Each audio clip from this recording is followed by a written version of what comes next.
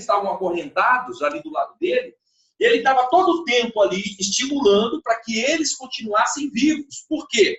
Porque o fato daquele colega estar vivo também era a vida dele.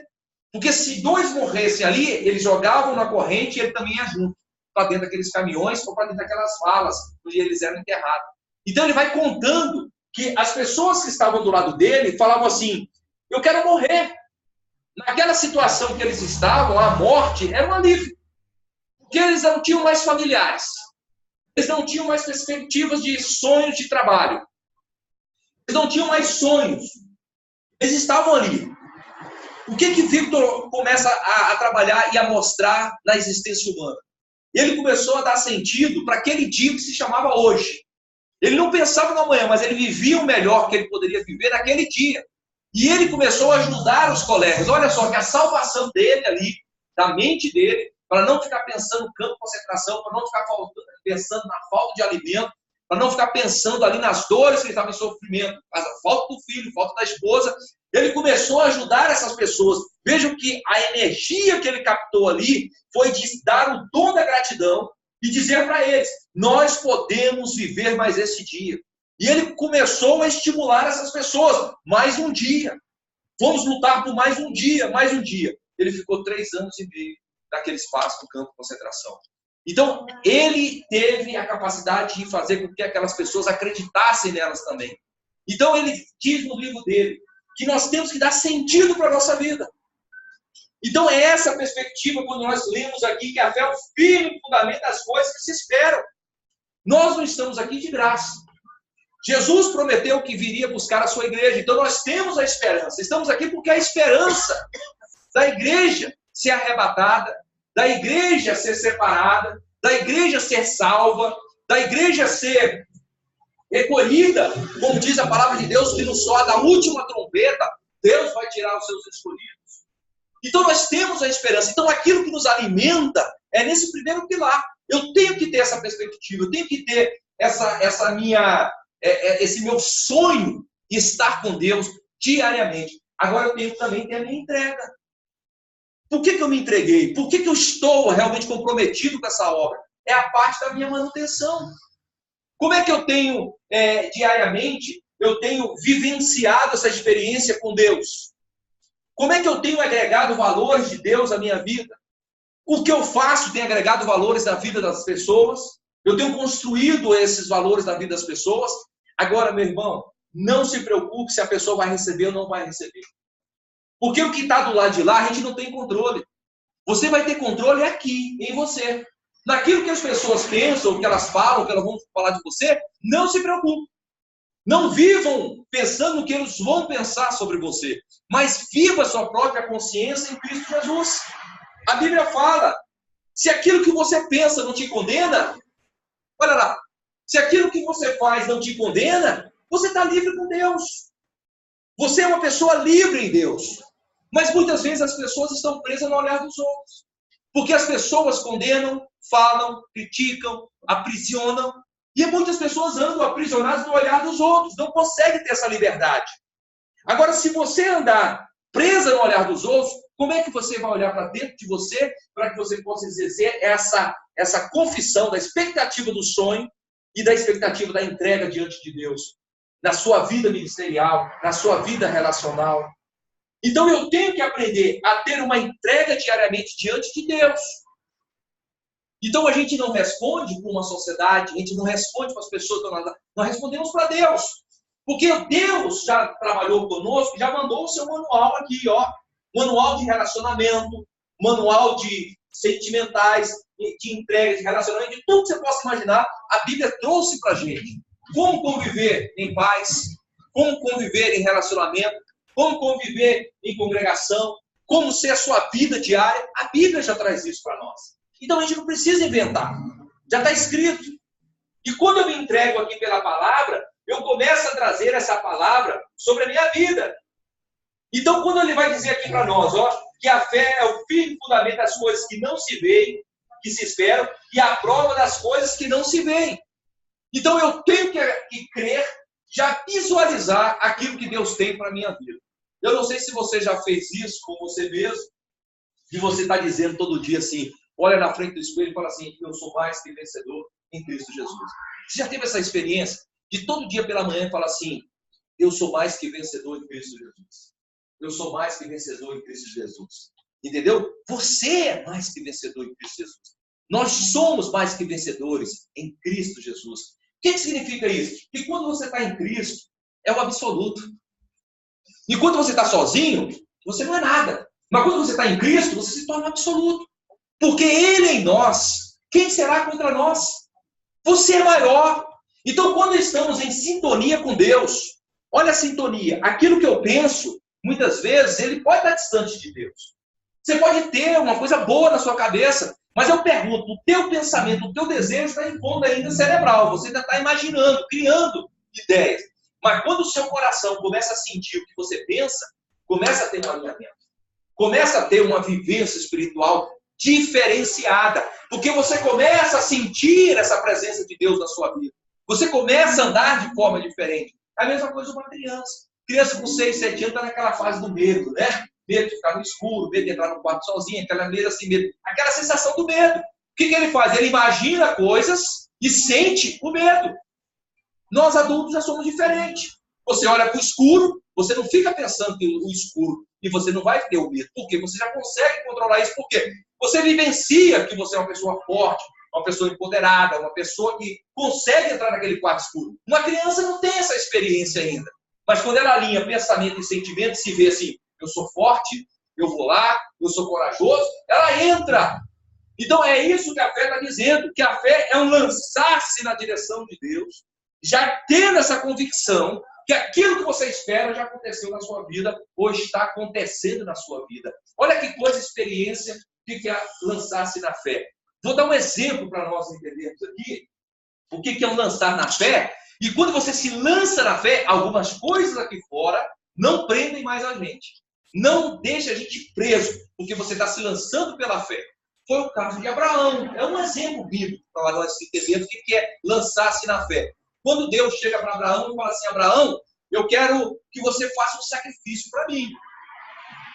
Com certeza Abraão fala assim, Deus, o que tu me pedires eu vou ofertar a ti.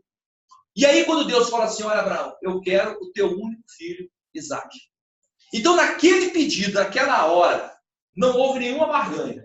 Ou seja, Abraão não tentou tirar o foco do filho. Ele no momento nenhum disse assim, oh Deus, tira minha vida, mas não tira dele. Não, ele não fez esse tipo de negócio. Ele ouviu atentamente, eis-me aqui, Senhor. Eis-me aqui, Senhor. Se o Senhor está pedindo, é isso que eu vou fazer. É isso que eu vou me lançar. Agora, o que nós começamos a ver? Por que Abraão é o pai da fé? Olha que coisa maravilhosa. Porque quando Deus disse a ele, e aquilo parecia ser impossível para um pai tirar o próprio filho, a vida do próprio filho, se naquela época o pai tinha que proteger o seu filho, o pai era aquele que comandava a proteção de todos aqueles que estavam debaixo da sua tenda, e agora o pai vai ter que tirar a própria vida do filho. Então o pai não ficou preso naquela ética cultural. O pai não ficou preso naquele momento em que toda a cultura dizia, olha, o pai tem que proteger o filho. Mas pela fé, Abraão caminhou nessa direção, de obedecer a Deus e não ficar preso a uma ética social imposta pela sociedade daquela época. Outra coisa que ele também quebra Abraão pela fé é a estética. Que estética é essa? É a paz, é a tranquilidade, que são aqueles atos reiterados, aquilo que harmoniza com o lar. Irmãos, Isaac naquela casa harmonizava tudo. Era a alegria de Sara, a alegria da família, era o primogênito, era todo mundo ali, harmonizava tudo. Mas de repente Abraão teve que desarmonizar. Mas ele desarmonizou por quê? Por causa da fé direcionada em Deus. Quando nós temos uma convicção em Deus, temos uma perspectiva em Deus, há momentos em nossas vidas que vai acontecer uma bagunça. Deus vai mexer na estrutura, nos bares, nos pilares, mas ele vai fazer algo maior na sua vida. Então, nesse momento, Abraão também estava mexendo em toda aquela estética familiar. Então, naquele momento, Deus estava fazendo isso. E aí, nesse último momento em que Deus e Abraão iriam executar o filho, Deus disse, calma, pode parar, a tua fé já chegou, já está justificada. Então, isso para nossas vidas. Muitas vezes a gente pensa assim, Ah, pastor, minha vida está uma bagunça, minha vida está uma tempestade, virou um tsunami, né? Está tudo vindo à tona, as coisas ruins estão vindo à tona, isso está fazendo isso, aquilo, mas calma, calma. Deus está no controle de nossas vidas. E se Ele está no controle de nossas vidas, Ele está fazendo o melhor para nós e por nós. Olha que coisa bacana. Muitas vezes a gente se entrega na situação. Aquele que tem fé, ele não pode estar preso na situação. As circunstâncias não podem comandar aquilo que sentimos diante de Deus. Porque nós não somos seres de circunstâncias. Nós somos seres de fé em Deus. Porque a Bíblia fala, 1000 cairão do teu lado e está dizendo, pode ter guerra, pode ter fome, pode ter destruição, pode ter paralisação e tudo mais. Mas você não vai ser atingido. Então nós não somos movidos pelas circunstâncias. Nós não somos movidos por necessidades. Nós não somos movidos por situações adversas na nossa vida. Nós somos movidos pela fé em Cristo Jesus. Em todo o tempo a igreja foi movida pela fé. Daí a esperança, né? Martinho Lutero, quando ele bateu nas portas dela, daquela igreja, e colocou as suas 95 teses, dizendo lá que a fé era o caminho da salvação. A fé em Cristo Jesus. E ele botou 95 teses, pregou lá na porta lá da igreja e disse, olha, a fé é o caminho da salvação, a fé em Cristo Jesus. Porque ele teve uma visão, ele teve essa visão espiritual de mostrar para nós que o que nos salva é a nossa fé em Cristo Jesus. E quando nós temos essa convicção, esse pilar da expectativa da nossa entrega, e a última é a garantia. Nós temos que ter essa garantia dentro de nós. E o que garante isso em nós? Alguém chegar para você, ô Irã, o que você me garante da tua salvação, cara? Por que você fala com tanta convicção? Por que você prega com tanta convicção sobre isso, sobre a sua vida? Porque nós temos a garantia que o nosso Jesus Cristo, ele morreu e ao terceiro dia ele ressuscitou. A nossa garantia é que o túmulo estava vazio. A nossa garantia é que nós não temos uma arcada óssea hoje, aqui colocada no altar, em lugar nenhum do mundo. A nossa garantia é que ele ressuscitou ao terceiro dia. E ele prometeu à sua igreja que ao terceiro dia ressuscitaria. E ele prometeu à igreja, eu vou, mas deixo convosco o Consolador. Então o Espírito Santo de Deus está com a igreja aqui na terra. O Espírito Santo de Deus, a Bíblia fala que ele, quando nós oramos, ele tem gemidos inexprimíveis, ou seja, porque nós não sabemos orar como convém, e o Espírito Santo de Deus leva a Deus, traduz os nossos sentimentos, as nossas dores, as nossas lágrimas, as nossas maneiras, né, de nos comportarmos diante de Deus. Deus faz essa leitura em nossas vidas, através do Espírito Santo de Deus. E cada um de nós aqui, queridos, cada um de nós temos a centelha de Deus em nossas vidas. O Espírito de Deus testifica ao nosso espírito que somos filhos de Deus. Então a experiência que nós temos, a garantia que nós temos é que Jesus ressuscitou. E Ele está vivo, e Ele está entre nós através do Espírito Santo de Deus. Então nós temos essa convicção e essa garantia. Porque pela fé entendemos que tudo pela palavra foi feito. Então pela palavra também nós podemos ministrar sobre a vida das pessoas. Pela palavra, nós podemos sentir essa vivência, experiência diária com Deus, pela palavra. Então, a partir de hoje, pela fé, você vai começar a decretar a sua vida. Você é uma pessoa de vitória, sou um homem de vitória, uma mulher de vitória, meus filhos são abençoados.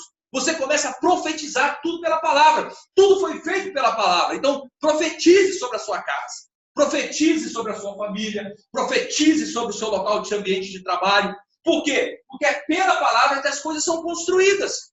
Qual é o mundo que você quer construir à sua volta?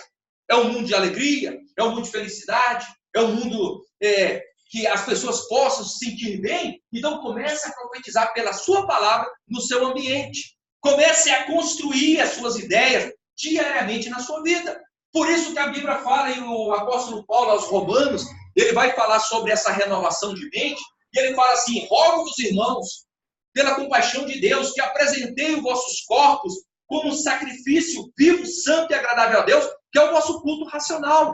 No versículo 2 ele fala assim, e transformai-vos a vossa mente, para saberes quais seja a boa e agradável, perfeita vontade de Deus.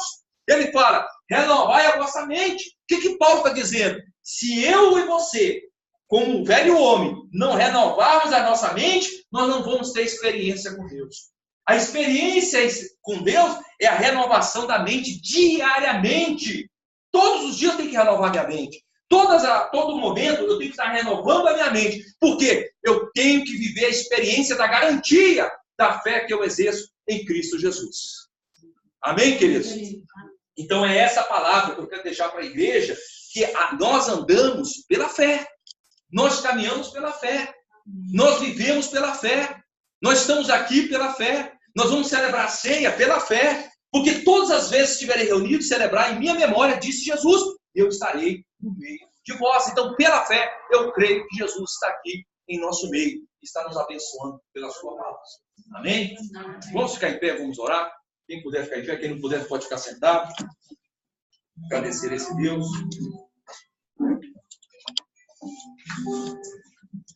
Senhor, meu Deus, mais uma vez, Pai, quero agradecer por estarmos aqui nessa casa, nessa família. Queremos agradecer a irmã Ritinha, toda a sua casa, seus filhos. Agradecer por essa gentileza, Pai, de deixar nós aqui adorar o seu nome, glorificar o teu santo nome neste lugar.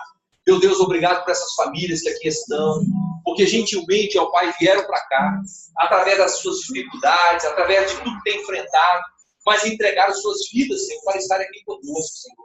Eu agradeço, Senhor, e abençoo cada família aqui, cada jovem, cada criança, cada um que está assim, meu Pai, ter essa oportunidade de ouvir a tua mensagem, a tua palavra, as pessoas que estão nos ouvindo agora. Eu agradeço, Senhor, pela tua bênção, pela palavra que foi ministrada, falando sobre a fé, porque andamos pela fé, caminhamos pela fé. A nossa sobrevivência, Pai, está em cada dia, Senhor, nos entregarmos e nos lançarmos em fé na tua direção, Senhor. É o que eu já oro e já te agradeço em nome do Senhor Jesus. Amém. Vamos chamar aqui o pastor, o diácono, para a gente celebrar a ceia.